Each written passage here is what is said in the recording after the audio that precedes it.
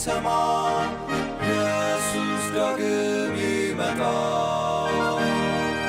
ደስ ይበለን እንዘምር፣ ኢየሱስ ዳግም ይመጣል። ይመለሳል ይመለሳል፣ ኢየሱስ ዳግም ይመጣል።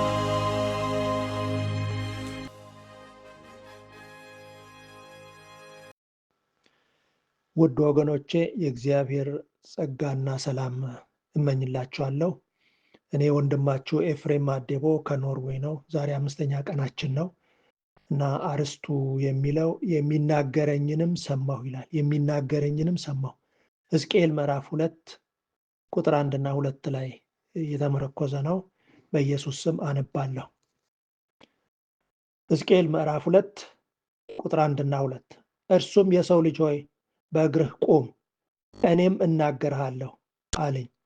በተናገረኝም ጊዜ መንፈስ ገባብኝ፣ በእግሬም አቆመኝ። የሚናገረኝንም ሰማሁ። እንጸልይ። አፍቃሪ አባታችን ሆይ ከኛ ጋር ስላለህ እናመሰግናለን። ጌታ ሆይ ለዚች ሰዓት ስላበቃን እናመሰግናለን። ልንማር፣ ልንጠገን፣ ልንፈወስ ራሳችንን እንድንመረምር ጌታ በፊት ቀርበናል። እንግዲህ ቃልህን መንፈስህን አፍስስልን ከእያንዳንዳችን ጋር አሁን በኢየሱስ ስም አሜን።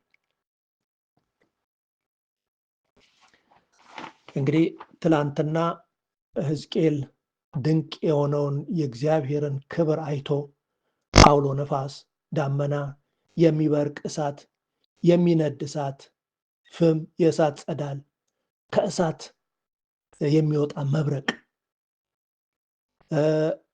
4 እንስሳት የሰው መልክ ያላቸው ነገር ግን በአይን የተሞሉ የመብረቅ ምስያ ኖሯቸው የሚሮጡ የሚንቀሳቀሱ፣ ክንፎቻቸው ደግሞ እንደ ብዙ ውሃ ድምፅ የሚያሰማ፣ እንደ ታላቅ ሰራዊት ድምፅ የሚያሰማ፣ እንደ እግዚአብሔር ድምፅ የሚያስፈራ የእግዚአብሔር ክብር ምሳሌ መልክ የነበረውን ባየ ጊዜ በግንባሩ ተደፋ።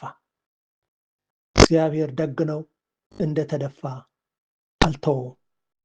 ምን ይለዋል? የሰው ልጅ ሆይ በእግርህ ቁም፣ እኔም እናገርሃለሁ አለኝ። እርሱ ይናገራል። በተናገረኝም ጊዜ ስላዳመጠው መንፈስ ገባብኝ፣ በእግሬም አቆመኝ። የሚናገረኝንም ሰማሁ። ጉልበት ሙሉ በሙሉ ያጣ ይመስላል ሕዝቅኤል እዚህ ላይ። እግዚአብሔር ግን አበርትቶት እንዳነሳው፣ ያ ብቻ አይደለም የሚናገረኝንም ሰማሁ ሲል እናያለን። እግዚአብሔር የሚሰማ ጆሮ ይስጠን። እግዚአብሔርን ማዳመጥ መስማት ለመንፈሳዊ ሕይወታችን ወሳኝ ነው። በተለይም በዙሪያችን ልክ እንደ ጥንቱ ጊዜ ጩኸት አለ፣ የተለያየ አይነት ድምፅ፣ ወከባ አለ። ይህ ሁሉ ዓለም ውስጥ ያለ ነገር ነው። ጌታ በቃሉ ጌታም ይናገረናል። የጌታን ድምፅ ለይተን መስማት እንችላለን ወይ? ጌታ በቃሉ ይናገረናል፣ በጸሎት ይናገረናል፣ በሚያጋጥሙን ነገሮችም ይናገረናል። እንደው መስማት ማለት እንደው ጩኸትን ማዳመጥ ሳይሆን በብዙ ጩኸቶች መካከል ለስለስ እና ረጋ ያለውን የእግዚአብሔርን ድምፅ ማዳመጥ ነው። ሳሙኤል ብዙ ድምፆችን ሰምቶ ነበር። ብዙ የሚያጓሩ ነገሮች፣ የሚንጫጩ ነገሮች ነበሩ። ነገር ግን እነኛን ከእግዚአብሔር ድምፅ ለይቶ ያወቀ ሰው ነበር።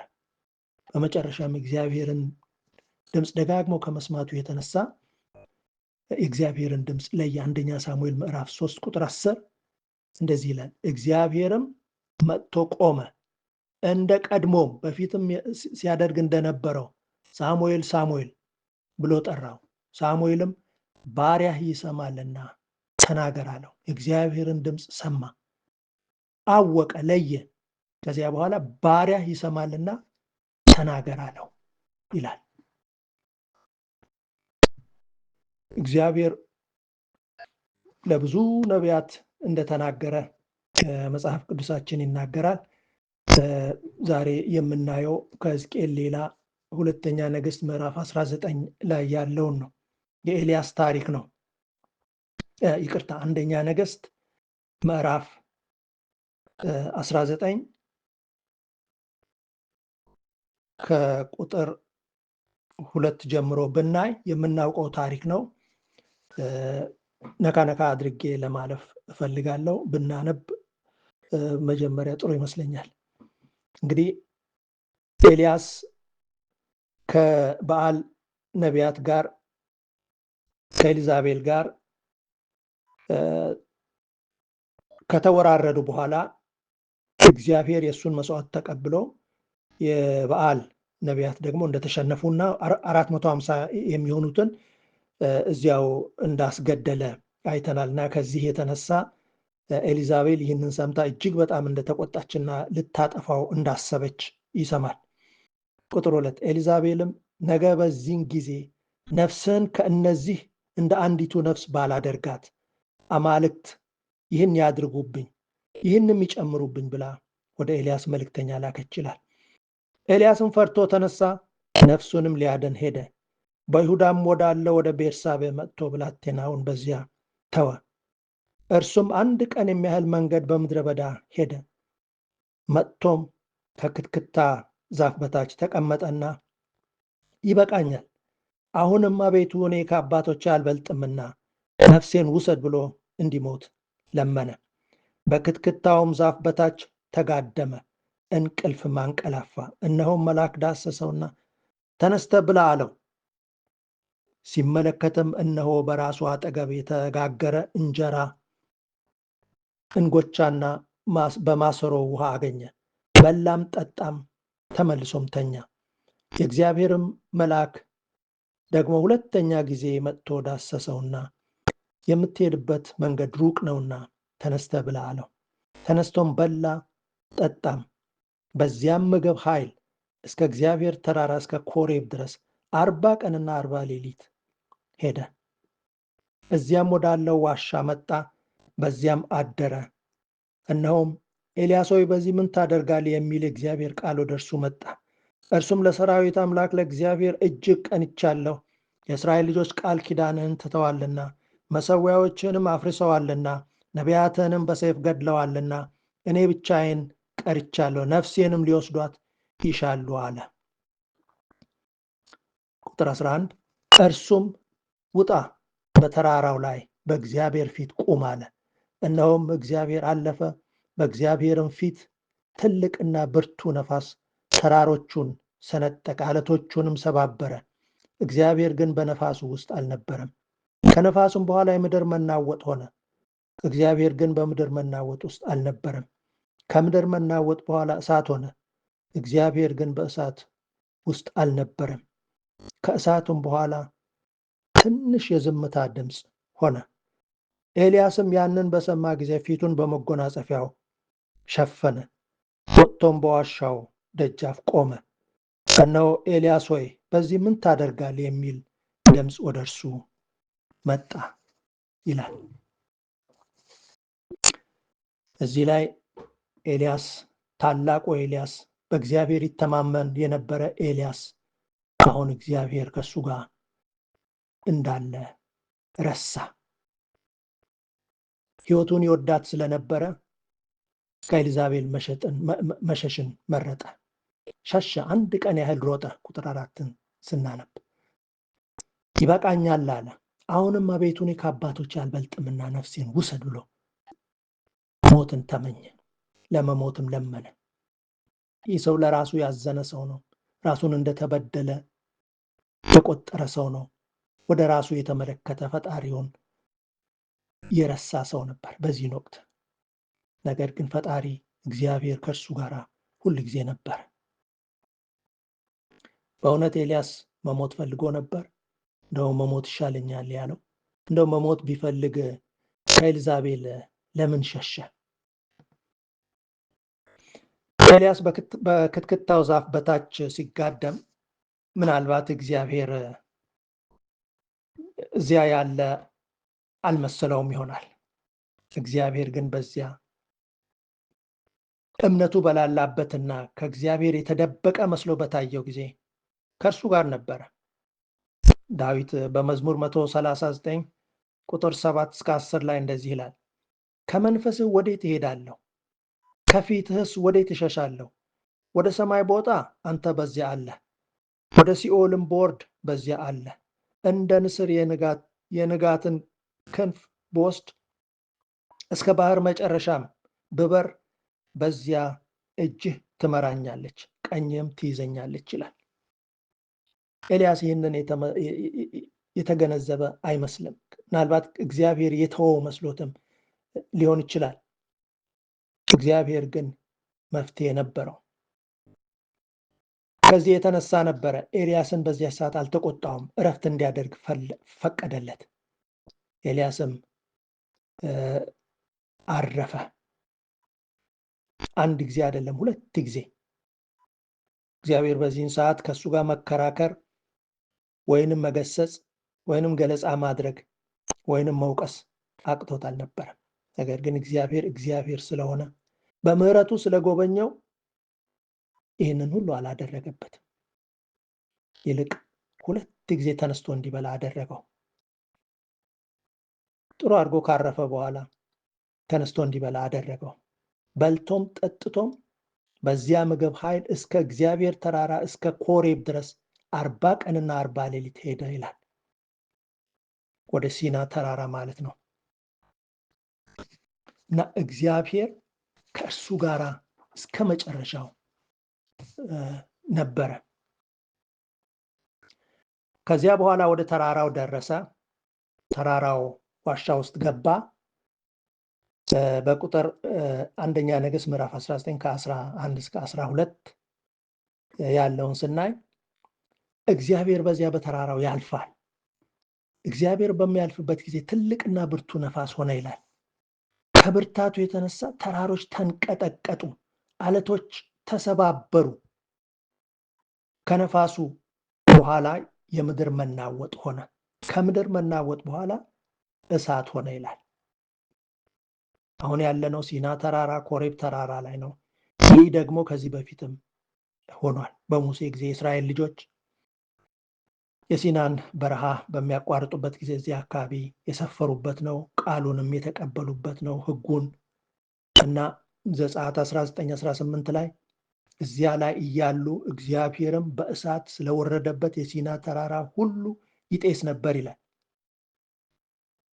ከእርሱም እንደ እቶን ጢስ ይወጣ ነበረ፣ ተራራውም ሁሉ እጅግ ይናወጥ ነበር። እና መጀመሪያው ጊዜ አይደለም፣ አሁንም ተራራው እየተናወጠ ነው። ለምን? እግዚአብሔር እዚያ ስላለ። እግዚአብሔር ኤልያስን ወደ ሲና ተራራ የላከው ምናልባት በፍርሃት ውስጥ ተዘፍቆ ያለው ሰው፣ በፍርሃት የተያዘ ሰው፣ ሽሽት ላይ ያለ ሰው፣ ግራ የተጋባና ተስፋ በመቁረጥ ላይ ያለ ሰው ሕክምና እንዲያገኝ ብሎ ይመስለኛል። በአንደኛ ነገሥት 19:11 ላይ ውጣ በተራራውም ላይ በእግዚአብሔር ፊት ቁም ይላል። በዚህን ጊዜ ሙሴን ምናልባት አስታውሶት ሊሆን ይችላል። ኤልያስ የሙሴ አምላክ ነፃ አውጪ እንደሆነ፣ ኃያል እንደሆነ፣ ተዋጊ እንደሆነ፣ ድል አድራጊ እንደሆነ ምናልባት የሚገነዘብበት ጊዜ ሊሆን ይችላል። ተጨማሪ ደግሞ የሚገዙለትና የሚንቀጠቀጡለት አምላክ መሆኑን እንዲገለጽ እንዲረዳ አድርጎትም ሊሆን ይችላል። በዚህ ግርግር ውስጥ እግዚአብሔር በቦታው ቢኖርም አልተገለጠለትም ነበር። አንደኛ ነገሥት 19:12 ላይ ከእሳቱም በኋላ ትንሽ የዝምታ ድምፅ ሆነ ይላል። ኤልያስም ያን በሰማ ጊዜ ፊቱን በመጎናጸፊያው ሸፈነ፣ ልክ ሙሴ እንደተናገረው በዘጸአት 33:11 ላይ ሙሴን በሹክሹክታ እንዳናገረው ኤልያስንም በሹክሹክታ አናገረው። ያ ነበረ የበለጠ ፍርሃት እንዲነግስበት ያደረገው። እግዚአብሔር በእሳት በኃይለኛ ነፋስ ተራራው ሁሉ ሲንቀጠቀጥ ያ ሁሉ ያስደነግጣል። ነገር ግን መጎናጸፊያውን አልለበሰም፣ አልተሸፋፈነም።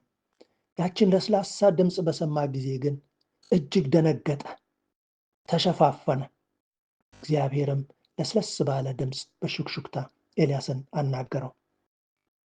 እግዚአብሔር የእሱ የሆኑ ልጆች በደከሙ ጊዜ፣ በዛሉ ጊዜ፣ ተስፋ በቆረጡ ጊዜ በዝምታ ድምፅ ያናግራቸዋል፣ በሹክሹክታ ያናግራቸዋል። ይህ የዝምታ ድምፅ ደግሞ ታላቅ ኃይል አለው። በዚህ በዝምታ ድምፅ በቁጥር አንደኛ ነገሥት ምዕራፍ 19 ቁጥር 13 ላይ እንደዚህ ይላል፣ ኤልያስ ሆይ በዚህ ምን ታደርጋለህ ብሎ ይጠይቀዋል። በለስላሳ ድምፅ፣ ለዘብ ባለ ድምፅ። የሚገርመው የኤልያስ አመላለስ ነው። አንተ አዘኸኝ ነው የመጣሁት አላለም፣ ወይንም ሌላ ምክንያት አላቀረበም። ስለ ራሱ ነበር፣ ስለ እግዚአብሔር እንደሚቀና ያንን ነው ግልጽ ያደረገለት። እዚህ ላይ እግዚአብሔር በዝምታ ሲያናግረው ፊቱን ሸፍኖ ከዋሻው ይወጣል። አሁንም ከፍራቻና ድንጋጤ አልወጣም። ምንም እንኳን በፍርሃትና መንቀጥቀጥ ውስጥ ቢሆን ከምዕራፍ 19 አንደኛ ነገሥት ከ15 እስከ 18 እንደሚነግረን ሁሉም ነገር በእግዚአብሔር ቁጥጥር እንደሆነ እግዚአብሔር ይነግረዋል፣ መመሪያ ይሰጠዋል። ጌታ እግዚአብሔር ኤልያስን ከገባበት ዋሻ ሊያወጣው በዝምታ አናገረው። ዝምታው ነው ከዋሻው እንዲወጣ ያደረገው እንጂ እሳቱ አይደለም፣ ኃይለኛው አውሎ ነፋስ አይደለም፣ የተራራው መንቀጥቀጥ አይደለም፣ የአለት መሰነጣጠቅ አይደለም። ያቺ ለስለስ ያለች ድምፅ ናት። ኤልያስም ድምፁን ለይቶ አውቆ ከዋሻው ወጣ። ሕዝቅኤልም በምርኮ ዋሻ ውስጥ ነበር። ግራ በተጋባና ተስፋ በሚያስቆርጥ ሁኔታ ውስጥ ነበር። በጭንቀት ዋሻ ውስጥ ነበር። ይህንን አይቶ እግዚአብሔር መጀመሪያ ግርማውን አሳየው። ከግርማው የተነሳ ፍርሃት አደረበት። መጨረሻ ላይ ተዘረረ። እግዚአብሔር እንደተዘረረ አልተወውም፣ ቀሰቀሰው። መቀስቀስ ብቻ አይደለም፣ መንፈሱን ኃይሉን በውስጡ አረገበት። ከዚያ በኋላ ቀጥ ብሎ መቆም ቻለ። ከዚያ እግዚአብሔር መመሪያ የሚያደርገውን ነገር ይሰጠዋል። የሚሰራውን ስራ ብቻ አይደለም የሚሰጠው፣ እስከ መጨረሻው ከሱ ጋር ይሆናል ማለት ነው። እግዚአብሔር ነው በሱ ውስጥ ሆኖ ክንውንነትን የሚፈጽመው። እኛስ ዛሬ ቆም ብለን እግዚአብሔርን ድምፅ እናዳምጣለን? ብዙ የሚያዋክቡ፣ ብዙ የሚቃጭሉ፣ ብዙ ድምፆችን እንሰማለን ከተለያየ አቅጣጫ፣ ያኔ ከነበረው እጅግ በበዛ። በዚያ መሃል የእግዚአብሔርን ድምፅ ለይተን መስማት እንችላለን? ከተዘረርንበት እግዚአብሔር ሲቀሰቅሰን ፈቃደኛ ሆነን በሁለት እግራችን መቆም እንችላለን? ከቆምን በኋላ ድምፁንስ ለይተን ለማዳመጥ ፈቃደኞች ነን ወይ? ያንን ነው እግዚአብሔር ከኛ የሚፈልግብን። እኛም ዋሻ ውስጥ ነን። ብዙ የሚያሳስቡን ነገሮች አሉ። እግዚአብሔር ግን ዋሻ ውስጥ እንዳለን አይተውንም። ቃሉን በማጥናት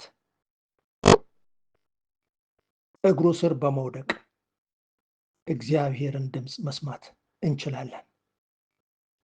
እግዚአብሔር ሁል ጊዜ ሊናገረን ፈቃደኛ ነው። ኤልያስ እግዚአብሔርን አዳምጠዋል። ሙሴ እግዚአብሔር የሚለውን ሰምተዋል። ሕዝቅኤል እግዚአብሔር የሚለውን ሰምተዋል።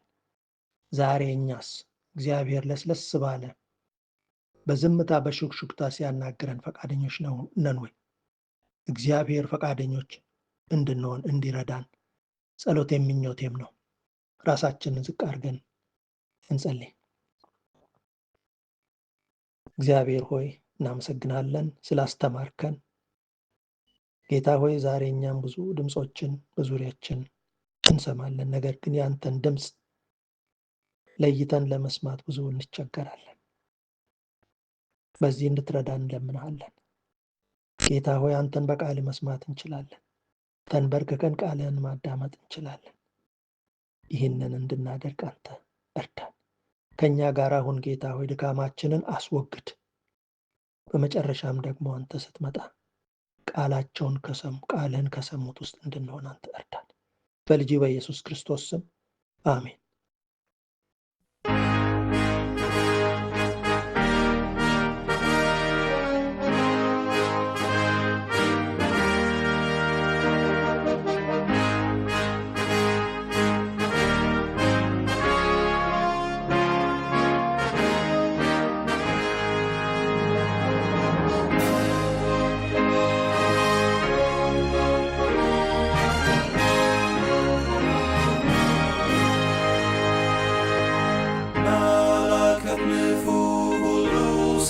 ሰማ ኢየሱስ ዳግም ይመጣል። ደስ ይበለን እንዘምር፣ ኢየሱስ ዳግም ይመጣል።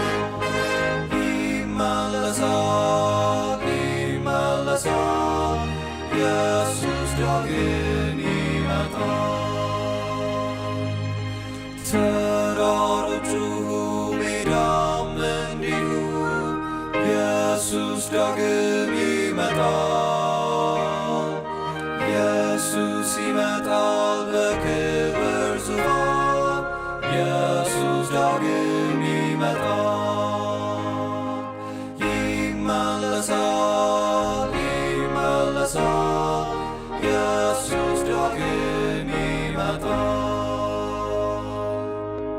ፍጥረቱ ሁሉ ይናገረናል፣ ኢየሱስ ዳግም ይመጣል።